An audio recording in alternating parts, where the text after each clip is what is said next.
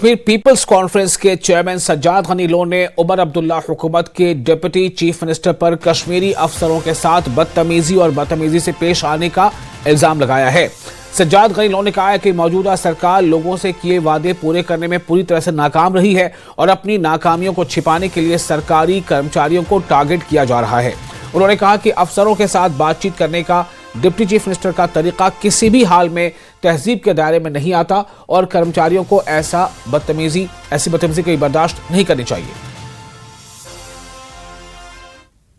बर्फबारी के बाद लगातार आप यहाँ रहे, लेकिन गुज़श्ता दिनों हमने देखा कि डिप्टी चीफ मिनिस्टर ने भी कई इलाकों का दौरा किया। उस बीच उसके तेवर भी कई जगहों पर सख्त देखने को मिले, खासतौर पर इंजीनियरों के हवाले से, और कई जगहों पर उन्होंने ये भी कहा कि फौरी तौर आप हंदवाड़ा जाइए और वहां के मेंबर पार्लियामेंट से मिलिए। इन चीजों को आप कैसे देखते हैं अगर सियासी तौर पर देखें?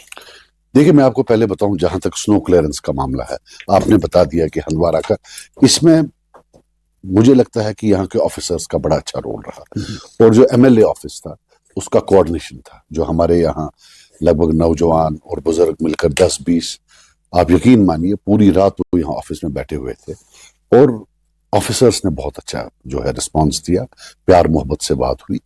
तो रही बात जिसका आपने अभी जिक्र किया, ये डिप्टी चीफ या क्या है, क्या नाम है इसका, मैं भी मिनिस्टर रह चुका हूं, गया वो दौर। ये लगता है जब मिनिस्टर होता है इंसान कि शायद ये दौर कभी खत्म नहीं होगा। ये दौर खत्म होना होता है, आपकी एक लेगेसी रहती है। जिनसे आप बदतमीजी से बात कर रहे हैं वो इंजीनियर्स हैं, उन्होंने टॉप मार्क्स लाए हैं 80%, 90%, और उसके बाद इंजीनियर्स बने, फिर पीएससी क्लियर किया है और आप बदतमीजी से उनसे बात कर रहे हैं। मैं आपको एक चीज बता दूं कि मैं कल शायद फेसबुक पर देख रहा था कि उधमपुर में ऐसा वाकया हुआ। तो वहां एक एमएलए साहब थे जहां से बीजेपी ने 28 सीटें ली जम्मू रीजन से। उन्होंने कुछ बोला या क्या किया, वैसे वो मैं पूरा देख नहीं पाया, लेकिन वो डॉक्टर्स जो थे, गवर्नमेंट डॉक्टर्स, वो तो झपट पड़े उन पर, मतलब झपट पड़े। ये फर्क आज आया है जम्मू और कश्मीर में।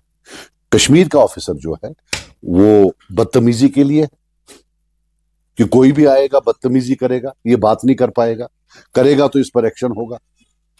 ये है उमर अब्दुल्ला का gift to the people of Kashmir. अब जम्मू से एक कम पढ़े लिखे मंत्री को, बदतमीज मंत्री को उठाकर यहां के ऑफिसर्स पर बदतमीज से बात करने का ये एक नया अब जो अजाब है कश्मीरी पर। और बीजेपी प्रवक्ता अल्ताफ ठाकुर ने राज्य के दर्जे पर दिए गए बयान के लिए डिप्टी सीएम की आलोचना की है। अल्ताफ ठाकुर ने कहा है कि एनसी जानती है कि वो बजट ला रहे हैं और उनके पास बात करने के लिए कुछ खास नहीं है, इसीलिए वो ऐसे मुतनाज़ा बयानों से ध्यान भटकाने के लिए डिप्टी सीएम का इस्तेमाल कर रहे हैं। जम्मू के लोग उन्हें जयचंद कहते हैं। साल नेशनल कॉन्फ्रेंस में होगा और उसने भी नेशनल कॉन्फ्रेंस वाली बोली बोलना सीखी, इसलिए तो जम्मू के लोग उसको जयचंद के नाम से पुकारते हैं। और ये देखिए, हिस्ट्री पढ़नी चाहिए। अभी यही नेशनल कॉन्फ्रेंस कह रही है कि हमें महाराजा की स्टेट वापस चाहिए, और ये डिप्टी सीएम साहब कह रहे हैं कि ये महाराजा की स्टेट नहीं, शेख अब्दुल्ला ने की। शेख अब्दुल्ला बाद में आए, लेकिन महाराजा ने जम्मू कश्मीर पे रूल किया है, जम्मू कश्मीर पे बड़ी देर तक रूल किया। और जम्मू कश्मीर एक स्टेट थी, उसमें पीओके भी था, ये जम्मू कश्मीर भी था, और ये गिलगित बल्चिस्तान भी था, और कुछ अक्सर चिन्ह भी था। ये एक स्टेट थी जिसपे महाराजा रूल कर रहा था। लेकिन 1947 में जब महाराजा ने जिस तरह से बाकी जो 562 राजवाड़ों ने एक अकार्ड के तहत वो इंडिया में विलय उनका हुआ, उस तरह से जम्मू कश्मीर का भी विलय महाराजा ने किया और एक स्टेट जम्मू कश्मीर बन के आ गई है, जिसमें 1947 के बाद ये मुख्तलिफ पॉलिटिकल पार्टियों ने फिर रूल किया या इलेक्शन जीते। और जहां तक नेशनल कॉन्फ्रेंस का ताल्लुक था, हमेशा उनकी मानसिकता, हमेशा वो महाराजा को एक विलन की तरह ही पेश करते रहे और महाराजा के खिलाफ ही हमेशा वो रहे। 13 जुलाई वाला एपिसोड देखो, और आज देखो, आज जम्मू से ताल्लुक रखने वाला सुरेंद्र चौधरी जी डिप्टी सीएम, वो कह रहे हैं कि महाराजा की देन नहीं है। तो यह क्या शेख अब्दुल्ला की देन है? शेख अब्दुल्ला 1947 के बाद यहां चीफ मिनिस्टर बने, लेकिन ये महाराजा की स्टेट, सदियों से ये स्टेट थी जम्मू कश्मीर, उसमें पीओके तक भी शामिल था जिसमें महाराजा रूल करता था। और आज के डेट में आप इस चीज को नकार रहे हैं कि यह महाराजा की स्टेट नहीं, शेख अब्दुल्ला की स्टेट थी। शेख अब्दुल्ला की क्या ये विरासत थी शेख अब्दुल्ला की? और जो कुछ यहां आप आज देख रहे हैं उसमें तो 50% महाराजा की भीग दी हुई चीजें आज भी, जिसमें आज जम्मू कश्मीर में बड़ी बड़ी बिल्डिंगें बनी है, बड़े बड़े इंफ्रास्ट्रक्चर बने हैं, ये महाराजा का दान किया हुआ जमीन है। और उसी महाराजा को आप नकार रहे हो और उसी महाराजा के आप आज कह रहे कि ये उसकी स्टेट नहीं थी। बेसिकली नेशनल कॉन्फ्रेंस के अब इशू नहीं रहा, मुद्दा नहीं रहा, और एक ही स्टेट, क्योंकि बजट सेशन आने वाला है और इस बजट सेशन में फिर एक बार लोगों का अटेंशन डाइवर्ट करने के लिए आज से ही नेशनल कॉन्फ्रेंस ने अपने इस डिप्टी सीएम को, जिसके लिए जो असाइनमेंट उनको दी गई है कि आज से ही स्टेट का राग अलापना आप शुरू कर दो, ठीक है। और राष्ट्रीय बजरंग दल ने महाराजा हरि सिंह पर दिए गए बयान के लिए deputy chief minister Surendra Chaudhary से माफी की मांग की है। गुरुवार को जम्मू में न्यूज 18 से बात करते हुए राष्ट्रीय बजरंग दल के प्रेसिडेंट राकेश बजरंगी ने कहा कि डिप्टी चीफ मिनिस्टर ने जम्मू कश्मीर के लिए महाराजा हरि सिंह के योगदान को कम करके आंका है। बजरंग दल के प्रेसिडेंट राकेश बजरंगी मेरे साथ मौजूद हैं। आप क्या कहेंगे सुरेंद्र चौधरी जो डिप्टी सीएम उनके बयान पे? देखिए, नेशनल कॉन्फ्रेंस पहली बार नहीं कि नेशनल कॉन्फ्रेंस ने जो है महाराजा हरि सिंह जी का अपमान किया हो। इससे पहले उमर अब्दुल्ला भी जो है सांबा के अंदर उनका अपमान कर चुके हैं और तब भी जनता ने सबक सिखाने का काम इनको किया। लेकिन अब नई जो है जो स्टेटमेंट जो है सुरेंद्र चौधरी जो डिप्टी सीएम है एनसी पार्टी के सरकार के, तो उन्होंने जो स्टेटमेंट दी है कहीं ना कहीं महाराजा हरि सिंह जी का जो है अपमान किया गया है, जिसका हम कड़ा विरोध करते हैं। और हम बता देना चाहते हैं कि ये लोग जो हैं जब जब महाराजा हरि सिंह जी का अपमान करेंगे, जम्मू के लोग, क्योंकि महाराजा हरि सिंह जी जो हैं वो जम्मू कश्मीर प्रदेश के सम्माननीय हैं और उनके नाम पर जो है उनके जन्मदिन के दिवस के ऊपर जो छुट्टी है वो घोषित हुई है और वो पूरे प्रदेश के लिए सम्माननीय है और ये प्रदेश उनका है। तो उनके अपमान जब किया जाएगा तो लोग चुप नहीं बैठेंगे। और जो सुरेंद्र चौधरी हैं वो लगातार दल बदलू रहे हैं, वो जब किसी की सरकार आई वो उसी सरकार में जाते रहे। अब उनकी मजबूरी है कि एनसी के पाले में रहकर शेख अब्दुल्ला की जो है उनकी प्रशंसा करना, क्योंकि उनको जो एनसी ने उनको डिप्टी सीएम बनाया। पहले वो जब पीडीपी की सरकार थी, पीडीपी में थे, जब भाजपा के यहाँ पर राज्यपाल रहे तो वो भाजपा ज्वाइन करते हैं। उसके बाद जब एनसी की सरकार बनी तो एनसी में जाते हैं। तो जो महाराजा पे उन्होंने बयान दिया उस पर कुछ आप चाहेंगे वो माफी मांगे? देखिए, उन्होंने जम्मू के लोगों से माफी मांगनी चाहिए। कहीं ना कहीं उन्होंने जम्मू के लोगों को जो है वो ठेस पहुंचाने का काम किया है। जम्मू के लोग महाराजा हरि सिंह जी को पूछते हैं और जब वो महाराजा हरि सिंह जी का अपमान इस प्रकार से कर रहे हैं तो ये बर्दाश्त नहीं किया जाएगा और जल्द उनको माफी मांगनी पड़ेगी। और अनस्था अगर माफी नहीं मांगते तो जम्मू में जहां भी वो कार्यक्रम करेंगे उनका विरोध किया जाएगा। तो डिप्टी सीएम सुरेंद्र चौधरी माफी मांगे, ये मांग उठाई है राष्ट्रीय बजरंग दल ने। कैमरामैन चांद के साथ राजन वैद, न्यूज़ 18 जम्मू।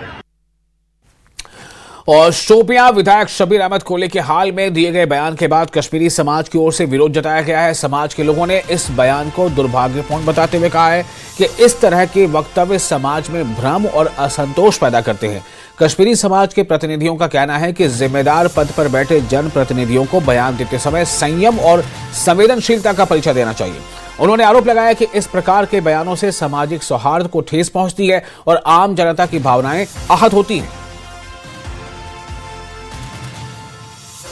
ये वही शबीर अहमद कुले हैं जो एक टाइम में एक चीफ कमांडर बना था।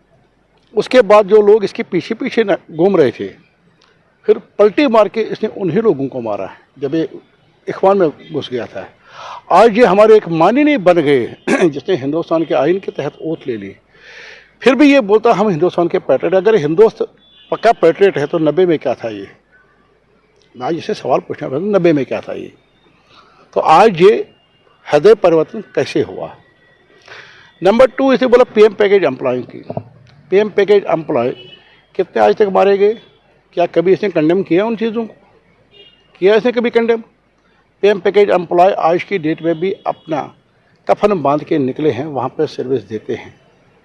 लेकिन फिर भी आपको देखिए 6000 लोग आपको नौकरियाँ मिली है। शबीर अहमद साहब, मैं ये कहना चाहता हूँ कि 1990 से लेके 2026 तक आपने कितने कश्मीरी पंडितों को नौकरियां दी? कितने कश्मीरी पंडितों को नौकरियां दी? नंबर एक। नंबर दो, 1990 से लेकर आज तक सिर्फ 6000 पोस्ट कश्मीरी पंडित को दिए थे, वो भी डॉक्टर मनमोहन सिंह ने दिए थे। वो आज तक पूरे नहीं हुए, तो किस पीएम पैकेज की बात करें, जबकि हमें किसी से कोई दुख नहीं है, हमें किसी से कोई गिला नहीं है, कोई शिकवा नहीं है। शोपियां के निर्दलीय यानी इंडिपेंडेंट एमएलए शब्बीर अहमद ने कश्मीरी पंडितों के घाटी से पलायन का मजाक उड़ाते हुए कड़े शब्दों का इस्तेमाल करके विवाद खड़ा कर दिया था। कश्मीरी पंडितों ने कश्मीरी पंडित समुदाय के बारे में उनके विचारों की कड़ी निंदा की है। इस बीच जम्मू और कश्मीर बीजेपी के उपाध्यक्ष प्रिया सेठी ने विस्थापित समुदाय के खिलाफ ऐसे शब्दों का इस्तेमाल करने के लिए एमएलए पर निशाना साधा। उन्होंने कहा कि आतंकवाद के कारण कश्मीरी पंडितों को अपने घर और जमीन छोड़ने के लिए मजबूर होना पड़ा।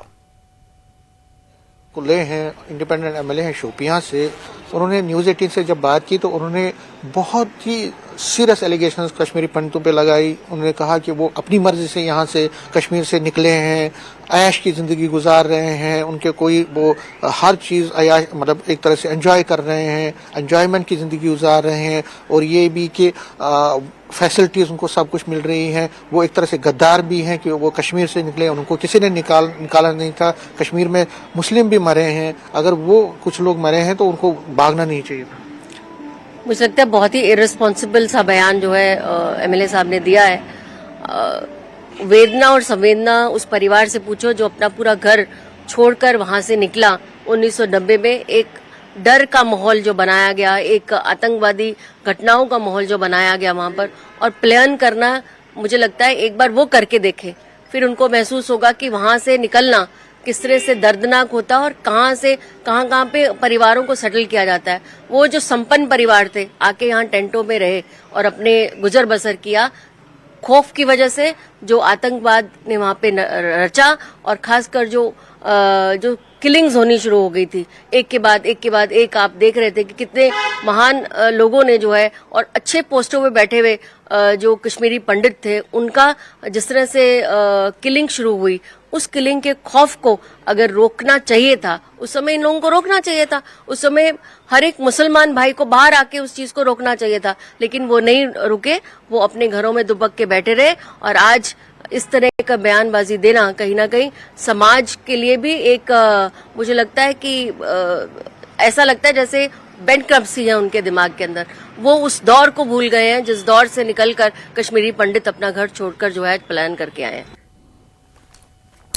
और आपको बता दें कि जम्मू कश्मीर में बीजेपी की उपाध्यक्ष प्रिया सेठी ने उप मुख्यमंत्री सुरेंद्र चौधरी पर निशाना साधा है। डिप्टी सीएम ने कहा था कि जम्मू कश्मीर को विशेष दर्जा और राज्य का दर्जा महाराजा हरि सिंह ने नहीं बल्कि दिवंगत शेख अब्दुल्ला ने दिलाया था। प्रिया सेठी ने इस बयान को सच से परे बताया। बीजेपी नेता ने कहा कि जम्मू कश्मीर के देश के बाकी हिस्सों के साथ विलय के पीछे महाराजा हरि सिंह ही मुख्य शक्ति थे। जुड़ी हैं प्रिया सेठी, ये वाइस प्रेसिडेंट है जम्मू एंड कश्मीर बीजेपी की, फॉर्मर मिनिस्टर भी रह चुकी है। न्यूज़ 18 से बात करने के लिए बहुत बहुत शुक्रिया प्रिया जी। धन्यवाद। Surendra Chaudhary deputy chief minister कल कह बैठे कि महाराजा हरि सिंह का कोई कंट्रीब्यूशन नहीं है, यहाँ स्पेशल स्टेटस लाना, यहाँ स्टेटहुड, ये सारी जो कंट्रीब्यूशन है वो शेख अब्दुल्ला की कंट्रीब्यूशन है, लेट शेख अब्दुल्ला की। महाराजा हरि सिंह का कोई रोल नहीं है। मुझे लगता है कि बहुत ही निंदनीय बयान है। इस तरह का बयान कहीं ना कहीं समाज को बांटने वाला भी है। कंट्रीब्यूशन महाराजा हरि सिंह जी की अगर वो डिनाई कर रहे हैं तो जिस तरह का मुझे लगता है कि जिस तरह का वो बिल्कुल ही अब्दुल्ला फैमिली को एक क्रेडिट देने की कोशिश कर रहे हैं, और मुझे लगता है कि उन्होंने जो उनकी फैमिली ने जो उसको डिप्टी सीएम बनाया है उसी के ऊपर जो है अपना जो है सारा का सारा इस तरह का बयानबाजी दे रहे हैं। मुझे लगता है कि महाराजा हरि सिंह की कंट्रीब्यूशन जम्मू कश्मीर के लिए, महाराजा हरि सिंह की कंट्रीब्यूशन जम्मू कश्मीर के लिए अनंत है। वो कभी भूल ही नहीं सकते कि कितनी कंट्रीब्यूशन महाराजा हरि सिंह जी ने इस जम्मू कश्मीर को किया, और खासकर जो हमारे डोगरा रूलर्स थे किस तरह से उन्होंने सरहदों को जो है दूर तक लेके गए, बल्कि तक भी लेके गए। लेकिन मानसिकता और इस तरह की सोच कहीं ना कहीं इनकी मानसिकता का प्रदर्शन करती है, और कहीं ना कहीं इस तरह के बयानबाजी से ये किसको खुश करने की कोशिश कर रहे हैं मुझे समझ में नहीं आती।